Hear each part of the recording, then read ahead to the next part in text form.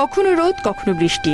পাহাড়ের বাঁকে বাঁকে বৃষ্টি স্নাত সবুজের স্নিগ্ধতা আর আকাশের বুকে সাদা মেঘের ফেলা ভ্রমণ পিপাসুদের মাঝে ছড়িয়ে দিচ্ছে মুগ্ধতা। বর্ষায় নানা ঝক্কি থাকলেও প্রকৃতির এমন সজীবতা টানছে অনেক দর্শনার্থীকে। পাহাড়ে বেড়ানোর জন্য এই মৌসুম সম্পূর্ণ অন্যরকম অভিজ্ঞতার বলছেন তারা। বৃষ্টির দিনে তো এমনিতেও পাহাড় সুন্দর, এই জন্য পাহাড়টা দেখার জন্য। বৃষ্টির পরে গরমকাল বিকালে আমরা আলুতিলায় ঘুরতে এসেছি। আলুতিলায় পাহাড়ের বসে খাগড়াছড়ি শহরটা দেখতে অসাধারণ। অন্যান্য বছরের তুলনায় এবার এই মৌসুমে পাহাড়ের লোক সমাগম কিছুটা বেড়েছে, জানান পর্যটন ব্যবসায়ীরা। আগামীতেও এমন ভিড় থাকার প্রত্যাশা তাদের। এই দিনগুলোতে বন্ধ থাকে সাধারণত শুক্র শনি, এই দিনগুলোতে মোটামুটি পর্যটক আসে।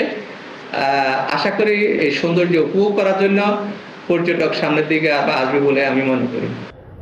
দেশের পর্যটনের অন্যতম আকর্ষণ হওয়ায় পাহাড়ের পরিবেশ রক্ষায় বিশেষ গুরুত্ব দিচ্ছে বন বিভাগ। নেওয়া হয়েছে বৃক্ষরোপণেরও উদ্যোগ। এছাড়া সবার সচেতনতাও জরুরি বলছেন কর্মকর্তারা। আমরা বন বিভাগের পক্ষ থেকে বিভিন্ন প্রজাতির বনজ, ফলজ, দেশীয় প্রজাতির চারা স্থানীয় জনগণকে সম্পৃক্ত করে লাগানোর ব্যবস্থা করছি, যেন প্রকৃতি আরো সুন্দর হয় আর আকর্ষণীয় হয়। প্রতি বছর বর্ষা মৌসুমে খাগড়াছড়ির পাহাড়ে অন্তত 40,000 পর্যটকের সমাগম হয়। Independent news.